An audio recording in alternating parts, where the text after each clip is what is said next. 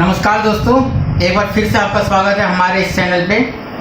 मैं आज आपके लिए एक टॉपिक लाया हूँ जो काफ़ी सारे व्यूअर्स हैं, उन्होंने मेरे चैनल के थ्रू इसके बारे में पूछा है। वो है प्राइवेट लिमिटेड कंपनी के बारे में कि प्राइवेट लिमिटेड कंपनी क्या है, कैसे बनती है, कितने टाइम लगते हैं, क्या क्या डॉक्यूमेंट्स लगते हैं। और उसी के लिए हमने हमारे एक्सपर्ट डॉक्टर गौरव श्रीवास्तव जी को बुलाया हुआ हूँ और ये as a practice company secretary हैं। इनकी जो कुछ फील्ड्स है उनके बारे में मैं कुछ थोड़ा बता देता हूँ, इन्होंने किस किस फील्ड में क्या क्या काम किया हुआ कर रहे हैं। जैसे कॉर्पोरेट लॉ हो गई, इसके बाद IPR में जैसे आप ट्रेडमार्क का काम कर सकते हैं, देखते हैं ये फाइनेंशियल मैटर्स जो होते हैं जैसे बैंक लोन हो गया या फिर उससे रिलेटेड कुछ भी वर्क हो गया वो हो गए। फिर लीगल मैटर्स हो गए, लीगल में रिवाइवल ऑफ कंपनी हो गई, मर्जर हो गया कंपनीज के। फिर आपका CSR हो गया, GST हो गई, MSMEs हो गई। तो बाकी जो चीज़ें हैं कंपनी से रिलेटेड उस सर हमारे एक बार बताएंगे। सर आपका हमारे इस चैनल पे स्वागत है। धन्यवाद सर। देखिए, प्राइवेट लिमिटेड कंपनी के बारे में जैसे इन्होंने कहा कि कई सारे क्वेश्चन आ रहे हैं, तो सबसे पहले मैं बता दूं कि जो प्राइवेट लिमिटेड कंपनी है ये बेसिकली बिजनेस एंटिटी है। लोग इसमें बिजनेस करने के लिए इसको बनाते हैं। बस इसमें डिफरेंस क्या होता है, इसमें ना प्राइवेट ऑनरशिप होती है। प्राइवेट ऑनरशिप का मतलब जैसे आप फैमिली बिजनेस कर सकते हैं या आप दोस्तों के साथ अपना बिजनेस करके चला सकते हैं, तो इसमें ज्यादा कुछ नहीं होता है। इसमें बस एक तरह से इसको एक फ्रेंडशिप बिजनेस कह लीजिए या बेसिकली आप कह लीजिए कि एक फैमिली बिजनेस होता है। और दोस्तों मैं कुछ इसके बेनिफिट्स के बारे में बता दूं कि बेनिफिट्स क्या होते हैं। जैसे इसके नाम है, जैसे प्राइवेट लिमिटेड लायबिलिटी, तो इसके नाम में वो चीज छुपी है कि लिमिटेड लायबिलिटी मतलब ये होता है कि जैसे आप इसमें कोई शेयर होल्डर या डायरेक्टर्स बनते हैं तो जितने रुपए आपने उसमें लगाए हुए सिर्फ आपकी लायबिलिटी उतने ही रुपए तक की होती है। जैसे मान लीजिए आपने 1 लाख रुपए इस कंपनी में लगाए, तो कंपनी चाहे 50 लाख या 100 करोड़ का नुकसान कर दे, लेकिन जो आपकी पर्सनल लायबिलिटी है वो सिर्फ 1 लाख रुपए तक ही रहेगी। अदर बिजनेसेस में जैसे प्रोप्राइटरशिप में लोग बिजनेस करते हैं, उसमें क्या होता है, उनकी पर्सनल लायबिलिटी होती है। पर्सनल लायबिलिटी कैसे? जैसे मान लीजिए अगर कोई बिजनेस कर रहे हैं, आपने लोन लिया, तो आपकी पर्सनल प्रॉपर्टी भी अटैच की जा सकती है। मान लीजिए आपका कोई घर है, आपका वो घर उठा के वो बेच देंगे बैंक वाले, उन्हें कोई परवाह नहीं होगी। इस तरह आपका ये नुकसान हो सकता है। तो इसमें एक तो होता है लिमिटेड लायबिलिटी होती है। दूसरा दोस्तों इसमें क्या होता है कि एक शेयर कैपिटल होती है। शेयर कैपिटल में कुछ शेयर्स होते हैं, मतलब वो जैसे आपको दूसरी तरीके से समझता हूँ। जैसे मान लीजिए आपका एक छोटा सा घर है, घर में क्या होता है, वहां पे भी आपकी ओनरशिप होती है, लेकिन होता है क्या, मान लीजिए 2 भाई हैं तो वो प्रॉपर्टी 2 भागों में बांट दी जाती है। उसी तरह यहाँ पे भी मान लीजिए 1 लाख रुपए है, तो 1 लाख रुपए को कुछ भागों में बांट के वो डायरेक्टर से शेयर होल्डर उनको बांट दिया जाता है और उसके वो एक ऑनर कहलाते हैं।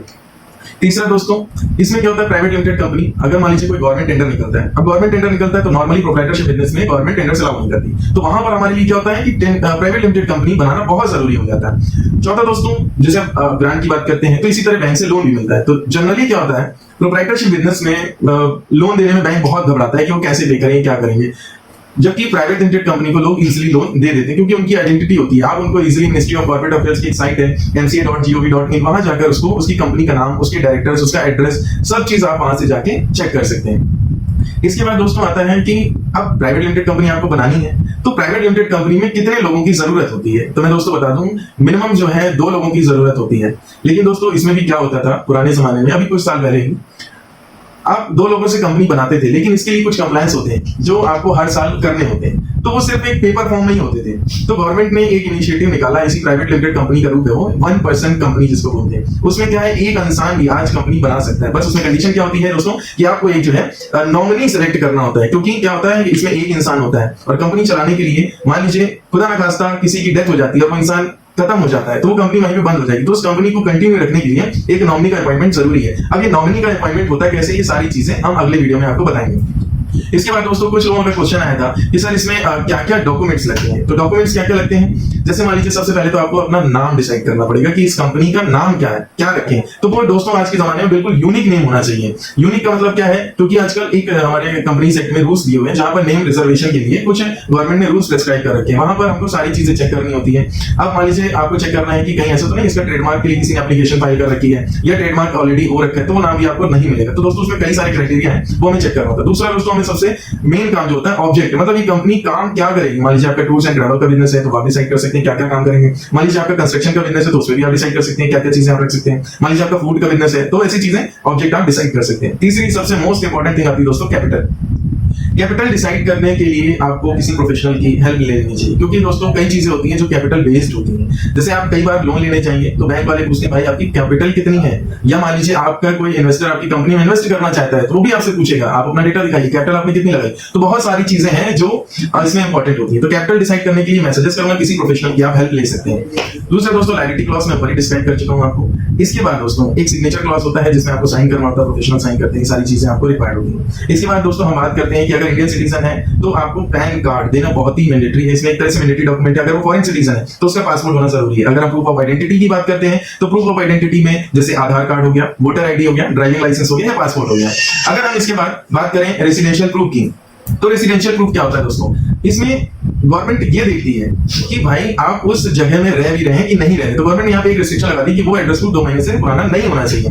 दोस्तों इसमें क्या क्या काउंट होता है, आपकी बैंक स्टेटमेंट, क्योंकि दोस्तों बिना पैसे के कोई जिंदा नहीं रह सकता, तो आपके बैंक में ट्रांजेक्शन करेगा ही, तो बैंक का वो स्टेटमेंट करेंट 2 महीने का लेता है ताकि उसको पता चल जाए इस एड्रेस पे वो रह रहा है। दूसरा दोस्तों इलेक्ट्रिसिटी बिल, अगर आप किसी पे कहीं पे भी रह रहे हैं तो आपको लाइट के बिना जिंदगी अंधी है, एक तरह से कह सकते हैं अधूरी है, तो उसमें हमको वहां से भी एड्रेस प्रूफ एक तरह से काउंट होता है इलेक्ट्रिसिटी बिल। तीसरा दोस्तों फोन के बिना आज तो जिंदगी अधूरी सी हो गई है, तो फोन का बिल भी आपका वहां पर काउंट हो सकता है। आप पानी के बिना जिंदा नहीं रह सकते तो वाटर बिल भी वो काउंट हो सकता है। तो इस तरह दोस्तों कोई भी यूटिलिटी बिल जो यहाँ पर काउंट हो सकता है आपके लिए रेसिडेंशियल प्रूफ में। इसके बाद दोस्तों आपका वैलिड मोबाइल नंबर होना चाहिए, क्योंकि आजकल ओटीपी बेस्ड सारी चीजें हो चुकी हैं। दूसरा आपका वैलिड ईमेल आईडी होना चाहिए। मैं वैलिड क्यों बोल रहा हूं दोस्तों, रनिंग फॉर्म में होना चाहिए। अगर रनिंग फॉर्म में नहीं है तो आपको काफी दिक्कतें फेस करनी पड़ सकती है। प्लस आपकी एक पासपोर्ट साइज फोटोग्राफ होनी चाहिए। इसके बाद दोस्तों अगर हम रजिस्टर्ड ऑफिस की बात करें तो रजिस्टर्ड ऑफिस में दोस्तों आपको वहां पे इलेक्ट्रिसिटी बिल, अगर वो रेंटेड प्रीमाइसेस है तो rent agreement plus NOC from the owner plus electricity bill वो रिक्वायर्ड होगा दोस्तों। इसके बाद अभी गवर्नमेंट ने एक नया प्रोसेस स्टार्ट किया जहां पर आपको बैंक अकाउंट की कंपनी बनाते समय ही मिल जाता है। तो वहां पर करीब 19 से 20 बैंक दिए हुए हैं, तो आप किसी प्रोफेशनल के पास जाएंगे आपको इजीली बता देगा कि ये बैंक है। तो आपको जिस बैंक अकाउंट में अकाउंट खुलवाना है उसको at the time of incorporation आप वहां से उसको अकाउंट के लिए प्रोसीड कर सकते हैं। दोस्तों अब बात कर लेते हैं हम कि क्या प्रोसीजर होता है। तो प्रोसीजर की अगर हम बात करें तो यहाँ पर 3-4 फॉर्म जाते हैं। अब 3-4 फॉर्म में कौन कौन से होते हैं, तो आजकल गवर्नमेंट ने फॉर्म चेंज कर दिया, इसका नाम आ गया स्पाइस प्रो।